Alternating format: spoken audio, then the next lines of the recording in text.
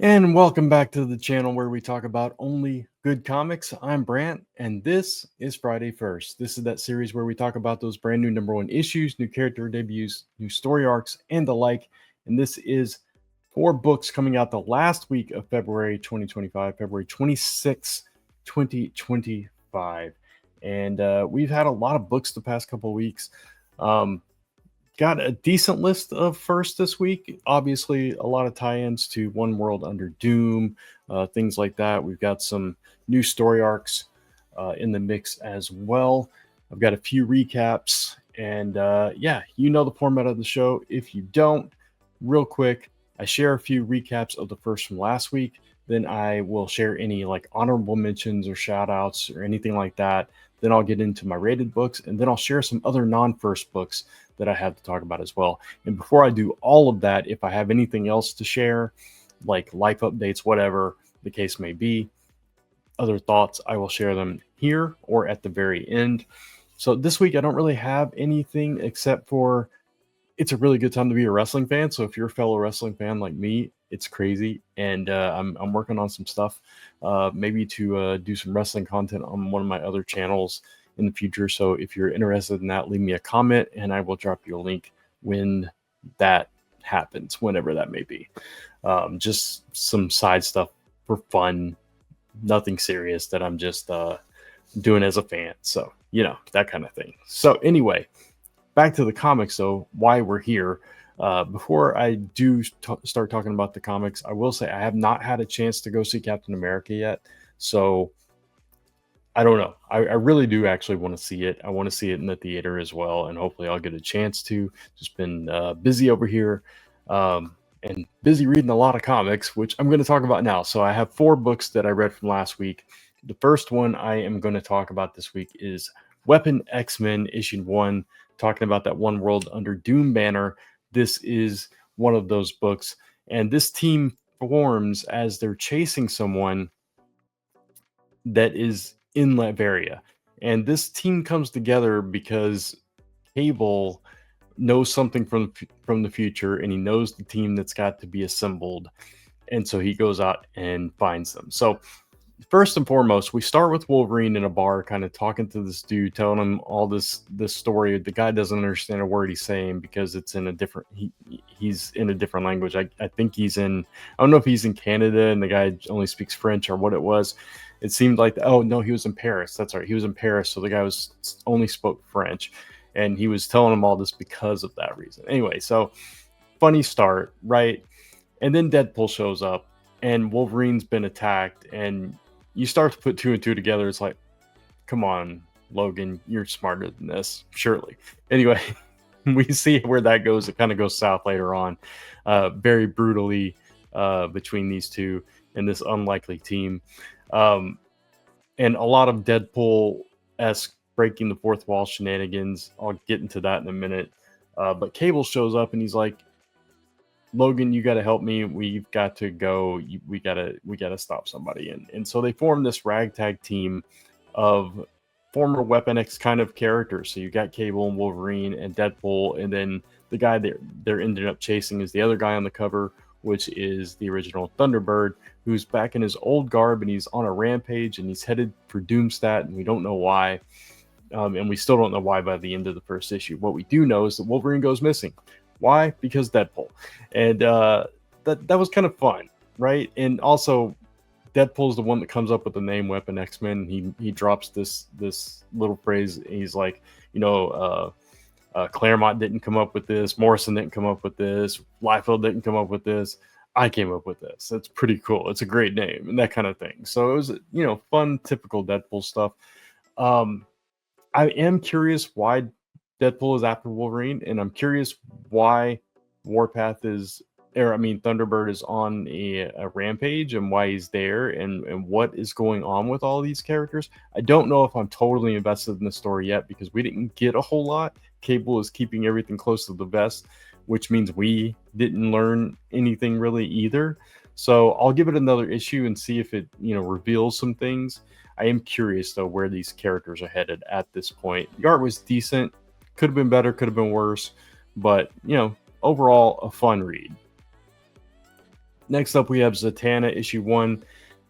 This one I was on the fence about because the last Zatanna series I read was so good. Now, I was anticipating this one purely because of the art, because the art in this book is absolutely gorgeous. The layouts reminded me of Naomi, but the story structure and the way everything came to be seemed, I don't want to say disjointed, because I don't think it was disjointed. I just think the flow wasn't quite organic enough. It just seemed like we were doing a bunch of jump cuts and collages, and it seemed like it was very art forward, which is fine, but the story suffered a little bit because of that for me. Because while I get the plot, I get what's happening, it felt like everything happened so fast. The only character I care about is Zatanna, because she is the only character I know. We got little tidbits of these other characters, but nothing to make me actually care about them. So when we got the twist and the turn later on in the issue, I'm like, okay, I didn't care, so that was the problem. There was a bit of a disconnect for me. I am going to give it one more issue unless it's a really big week, but right now I'm not sold on the series, unfortunately. The art, though, is gorgeous. Next up, we have, going back to One World Under Doom, which is the next two titles I'm going to talk about, are both under that banner as well. Told you it's a big week for those kind of things. Last week as well. Thunderbolts Doomstrike, issue 1. This is Bucky and Natasha kind of facing off against Doom, because all the rest of the Thunderbolts not in the picture. They're doing their own thing. They're out. And all we have is Bucky. And Bucky, like all the rest of the Avengers and the heroes in One World Under Doom, kind of plays right into Doom's hands in this book, which felt very much like a continuation from One World Under Doom, which I appreciated. And ultimately, we end up with Doom taking over yet another thing, the Thunderbolts. So I thought this was a really solid first issue, a lot better than I actually expected it to be. And I like that we're breaking down the team, and now, Bucky's a fugitive, and it's just turned everything on its head. And now we're getting to a point where this villain is taken over, and all the heroes are going to kind of be villains again. So really interesting twist of, concepts and ideas in this story so far. And this is just another continuation of that. And I kind of like this bare bones version, Bucky and Natasha against the world kind of thing. So I'm really curious to see where this goes from here, but I really like this first issue. And the final one is Doom Academy issue 1. This, again, I was a little bit hesitant because I really love Strange Academy. It's like one of my favorite recent books. I really like those characters, and sometimes when other writers handle those characters, they're not as good as Scotty Young's run. But just based on this one issue, which was a lot of introduction, a lot of setup, I felt like this writer had a good handle on some of the characters, and we're going through the voice of, is it Zoe? Is that her name? I can't think of her name. The zombie girl character from Strange Academy. We're following her into the school because now the academy is moved to Latveria. It's under Doom's rules and everything. But like Shaylee, her girlfriend is, she fits in. She's having a good time. Other characters seem to be having a good time. And Doyle has found somebody to connect to as well. And everybody's kind of finding their place. But then we open up with a mystery because the zombie girl is starting to hear voices. And by the end of the issue, we've got a mystery on our hands, which, while this very definitely is set in the One World Under Doom thing, because, again, the school is under Doom's rule and all that stuff. And you got to see how Zelma and Brother Voodoo had to deal with the change as well. It's still telling its own story. So in that way, it reminds me of Gotham Academy, where, yeah, it takes place in Gotham. Yeah, you've got all this mystique about the city and everything that's happened, and everybody talks about this, but these characters are their own characters. They're in their own environment, and they're dealing with their own, mysteries, stories, whatever, drama, and etc. And that's what we get in this book. And I really like that. I like that it felt like, a Strange Academy kind of thing, just in a different setting. It's all in a castle. So this was a really good first issue. I really enjoyed this book. And I can't wait to read more of this. And I'm glad that these kids are sticking around and people are doing some really unique things with them so far. So we'll see if that continues going forward. All right, that's all the recaps. So we're going to jump into some delays and some honorable mentions. All right, first up, a few books that I talked about last week and maybe even a couple of weeks ago. Apparently were delayed. They're coming out next week so far. That might change, but Darkwing Duck issue 1 is one of those books that was on the delayed list. Also, the Herculoids, which I was really looking forward to. I believe it's been delayed to next week as well. And finally, one that I talked about a few weeks ago, Star Trek Section 31, issue 1, which is a tie-in to the recent movie. It got delayed as well. I think all 3 of these books are coming out next week as of right now. So keep an eye on those. If you're a fan of any of those 3 books, you'll want to pay attention to any further delays for these books. Now we move on to our honorable mentions. The first one, jumping from Star Trek to Star Wars, we got the Rise of Skywalker Adaptation issue 1 from Marvel. Obviously hot on the heels of that Kylo Ren book, and now we're getting this adaptation that jumps right from that. So that's kind of cool if you've been following that. If you're a fan of the movie, I know a lot of people have a lot of opinions about this movie. I actually liked it. So I'm stoked that they're doing an adaptation. I don't know that I'm going to pick it up, but I like the fact that it's out there if I wanted to. We also have Godzilla versus America Chicago. This is a one-shot in a series of, I think it's a new anthology, and they're doing a bunch of, Godzilla versus America. So he's going to be attacking different cities. And this is from IDW. So if you're a Godzilla fan, you might want to check this one out.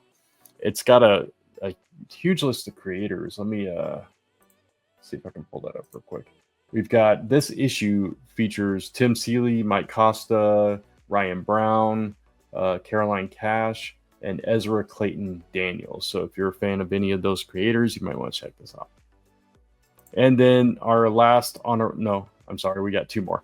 Our next to last honorable mention is Chilling Adventures presents The 9 Lives of Salem. So this is a story all about Sabrina's cat, Salem, who is obviously a human trapped in the cat's body, if you know anything about Sabrina. And in this one, it's all about his past and horrors that he's faced and all this stuff. So it says, these are the questions Salem, Sabrina's felonious feline, is asking himself, and he fears the answers, which is like, can you ever truly outrun the horrors of your past, that kind of thing. So if you are a Sabrina fan, you like the Chilling Adventures line, you might want to check this one out. And our final honorable mention is Women of Marble She-Devils. And this is a one-shot featuring a bunch of really cool characters. You've got Shanna the She-Devil, you've got Elektra, Daredevil in there, you got Hellcat, you got let's see who else we got. We got Bloodline, we got Echo is in this, and obviously Laura Kinney as well. And this is written by Stephanie Phillips and Allison Sampson, who is a writer-artist. So that's really cool that they're focusing on a lot of characters that I like. Most of those that I named, I'm a fan of those characters, and I would love to see more stories from them. And I like Stephanie Phillips' writing quite a bit. So this is probably one that I will pick up and try. But if you're a fan of any of these characters or Stephanie Phillips' writing, you might want to pick it up as well. And with that, let's get into those rated books. All right, first up, we have Captain America and Volstagg issue 1. This is another one-shot from J. Michael Straczynski. Last time we saw Rocket Raccoon and Doctor Doom teaming up, which was a fun book. I enjoyed it more than I thought I would. So I might give this one a shot as well. This is with art by Bernard Chang. And we see Volstagg dealing with some kind of crisis, a war in the Nine Realms, and he turns to Steve Rogers for help. And so these two go on a team up, a classic superhero team up. So that's kind of fun. These are fun ideas. We've got some other ones coming in the near future. Let me see real quick which the next ones are Nick Fury versus Fin Fang Foom is one of the ones upcoming. Um, and I can't remember what the next one was, but that is one that is showing there. So yeah, some fun ideas, fun team ups that you might not normally see. So if that is your thing, you might want to check this out. For me, I am going to give this one a potentially good, just based on how much I enjoyed the last one. And these are fun characters. Volstag's a fun character to read, and yeah, so this one might be one that I pick up. Next up, we have another horror book from Cullen Bunn from Dark Horse Comics. This is Jump Scare issue 1. And this is an interesting concept because this is a world that is full of crime and bloodshed and horror and all this stuff. And the hero that we have, Jump Scare, is able to pull any weapon from any horror movie that she's seen and defend the city with those weapons. So that's kind of a crazy concept. This place, Empire City, she's a bloody hero, fights monsters and criminals alike and all that kind of stuff. So that's pretty cool. That's pretty neat. Now, I'm not always a big fan of horror stuff. This one does sound more up my alley, but I'm going to hedge my bets and give it a possibly good. But I might have to check this one out just because that concept is just too interesting not to check out, right? So possibly good for me. Next, we have Pop Kill issue 1 from Mad Cave, and this concept it's out there. So this is basically if Coke and Pepsi were owned by Siamese twins that are now separated and hate each other so much that they hire murderers, assassins, etc. to attack their competition. That's just, I don't know where this kind of concept comes from, but it's pretty interesting. It's a $6.99 book, so I do want you to be aware of that. But Matt Cave puts out some different stuff, some unique spins on things, and this is definitely in that vein.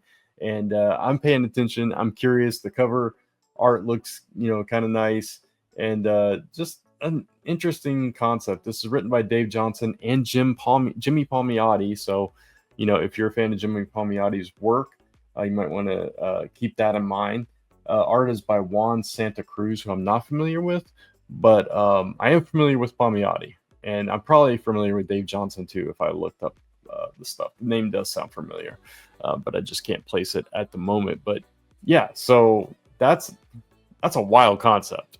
And I'm going to give this one a potentially good. I'm going to check out the first issue, see what it's all about. And yeah, just if you check this out, I'd love to hear your thoughts on it because it's just so out there that I'm really curious to see how the story is structured and how it flows. Potentially good for me. It's back. Knights issue number 13, after a short hiatus, is back for a brand new arc. It says it's a perfect jumping on point for new readers. There was a violent finale. Now we're turning the clock back to the 1970s. We've been in the 90s, I believe it was. But now we're going back to the 70s following this rookie Chimera agent, Sukamari. And as they investigate all these magical oddities. So we're kind of going back to the beginning of all this stuff. And so yeah, that's could be an interesting thing. It says welcome to season 2 at the end of the description. So this is season 2 of the story. The first 12 issues told a complete story, and now you've got this jumping on point for this fantastic book. And I'm really curious to see what kind of changes there are when we jump back in time 20, 25 years, whatever it is, and to see how some of these realities came to be in 20 years time. So very interesting book where basically the world is aware of like supernatural beings. When people die, their ghosts stick around if they have unfinished business for a while, and they just kind of live life normally. They have jobs, they go to school, whatever the case may be. You have this vampire who's prophesied to end the world. just kind of doing her thing and all this stuff, and you have normal life going on around it. So it's kind of an interesting story, and it's ultimately about a character journey with this friend group, which consists of a vampire, uh, a ghost, and a couple of normal kids. Well, one of them's a normal kid. The other one, we find out some other weird stuff happened to. So just some oddball stuff going on in this world. But I've been enjoying it, and I can't wait for this to continue on. So I'm giving this one a promisingly good. Next, we have Radiant Black, issue number 31. Again, after a short hiatus, we are back. Brand new arc, new status quo. The Catalyst War is done, and now we have one Radiant Black, and people may not be too crazy about that in Chicago, which is the city that Radiant Black lives. And now these old enemies are coming back, resurfacing, and all this stuff. And Marshall's time as the Radiant Black may be cut very short, it says here. So this says, I'll read this last line: a new era of Radiant Black begins in this perfect jumping on point for new readers. So if you've never checked this out and you want to jump in somewhere, this is a great place to do it. If you want to know more about what's coming in 2025 from Radiant Black and the Radiant Black universe, the massive verse, we actually did an interview with Kyle Higgins on Comic Book Weekly a few weeks ago. So if you want to go check that out, I will try to remember to link it somewhere on the screen. If not, it'll be in the description below, or both places, whatever. You can just go search it on Comic Book Weekly. It was a really good interview with Kyle, and it revealed a lot of the plans that they have going forward for 2025, and exciting stuff if you're a Radiant Black or Massiverse fan. For this book, though, Radiant Black, issue number 31, I'm giving a promisingly good. I love this series. I love this world. And I'm glad it's finally back. I'm ready to read, ready to get back into it. So, and I'm curious to see what happens with Marshall.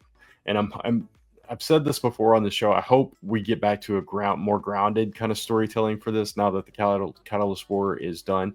And yeah, you go listen to the interview. You get more of that, because I asked a similar question during it. So, and finally, the reason you probably clicked this video, Red Hulk issue number 1.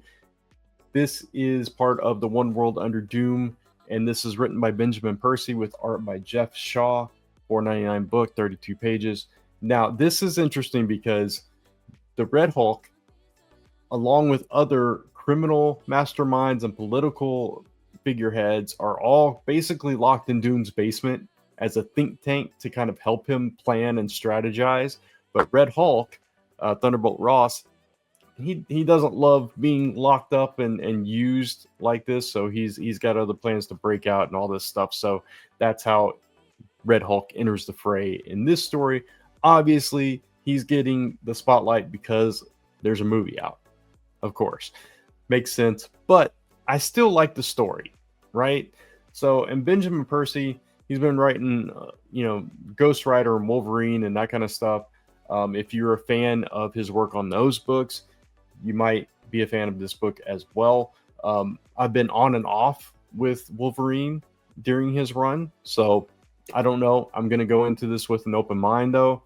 And again, I like the concept. I like that they're kind of held captive, and it's, Red Hulk that's like, nah, we're getting out of this. So we're going to see this, like from the Doomstrike book and different things. We're going to see different heroes and maybe villains taking different tactics to try to dismantle Doom's master plan here. But so far, he's outsmarted everybody, and I don't see Red Hulk being the one that he doesn't have an answer for. So, but we'll see how it plays out. For now, until I've read it, I'm giving this one a potentially good. And yeah, we'll see what happens. I'm hoping that it's a really enjoyable story. So that's all the first this week. A decent amount of first issues. And if you read any of these books and you like them, or you don't like them, or you have some thoughts you want to share, leave a comment below. I'd love to read and chat with you about it. And if there are any unanswered comments right now, I will try to answer those real soon. I do think I got a couple that I have not replied to. I usually reply within a few days. But yeah, definitely leave me some comments, because I love to interact with you. all of you, and I love to hear your thoughts as well. And if you have other books that you'd like me to check out on this show or just in a separate video, let me know. I do my best to get this stuff. I'm trying to slowly get back into things and put up some more content. I keep saying that, but I'm really hoping to do a push and get there soon. So if there's anything you'd like to see me cover or any ideas you have for content for the channel, let me know. Anyway, before I let you get out of here, I am going to share my thoughts on a few other non-first books as I normally do. There is the list. First up, we've got West Coast Avengers, issue number 4. We've got this whole Ultron thing. And in this issue, we see maybe a love connection between Firestar and Blue Bolt. And that could be a combustible thing for the team. We don't know. Going to see how that plays out. Very different take on Firestar than we've ever seen, but I'm kind of liking it that she's dealing with all the trauma in this way. So we'll see how that goes. Murder Kingdom number 4 for Mad Cave. I'm enjoying the series. I might be the only one. I don't know. Hopefully some other people are out there reading this book because it is a fun book that all takes place in this fantasy theme park. At the end of the last issue, our main character got taken to Storybook Jail, but in this issue, the real police come in, and now it looks like she's getting blamed for all these murders. So we'll see how that works out for her. Black Canary, Best of the Best, issue number 4. Ted Grant kind of got beaten up last issue, and now Black Canary's ready to fight. She's been holding back for a reason. We finally got, a little bit more information as to why she's fighting and why she's, kind of holding back. But now she's about to unleash, I think. So we'll see if she can really hold her own with Lady Shiva or not. In Uncanny Valley, issue number 8, Oliver gets pulled back into the cartoon world, and now he's cel-shaded. And he comes across a farm that seems very familiar to him. So is this not the first time Oliver's gone to Toontown? I don't know. Not actually called Toontown. Just, yeah, that's from Roger Rabbit. Anyway, Superman number 23. He's lost in time, teaming up with Doomsday. All this weird stuff that we never thought we'd see. So it's Doomsday, Superwoman. The Man of Steel battles for his life. For the life of his deadliest adversary, Doomsday. I'm going to read it because I'm totally butchering this whole description here. Superwoman travels across time and space to unlock the secrets of the time trapper. So if it's not Superman lost in space, it's Superwoman traveling through space. I'll get it right one of these days. But yeah, this whole Doomsday story has been really different. And I don't know where it's going to go, how it's going to play out, but I'm reading it because Superman's been really good so far. Green Lantern issue number 20. Even if I did butcher the whole concept of that issue. Green Lantern number 20. Green Lantern Corps just came out. Really solid read. Like seeing the whole Corps, but now we're getting back to Hal.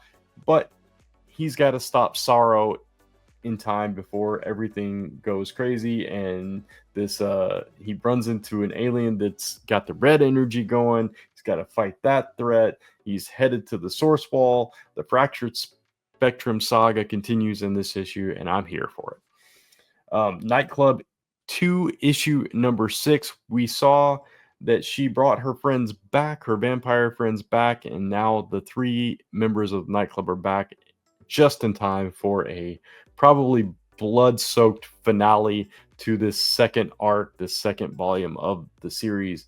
I'm really enjoying this series, and I can't wait to see how they wrap this one up. And finally, Ultimate Spider-Man issue number 14. Spidey, Peter, and Harry fight against Kraven in this issue, I believe. It says Spider-Man and Green Goblin turn the hunter into the hunted. So they have flipped the script on Kraven. They're going after Kraven in this issue. And we're going to see if they can hold their own against the hunter. So that is it. That is all the books I've got to talk about this week. I'm going to stop now before I get any more tongue-tied and mess anything else up. But I hope you enjoyed the content. I hope you enjoyed the books. And I hope you enjoyed the show. And if you did, please give it a thumbs up. Hit that like button. It really does help the show. And, of course, you can hit that subscribe and notification bell so you don't miss any of the other episodes of the show or any other content on the channel. Follow me across social media at OnlyGoodComics or type in onlygoodcomics.com to take you right back to this YouTube channel where we talk about only good comics. Until next time, thanks for watching. Take care, keep reading those comics, and I'll see you soon.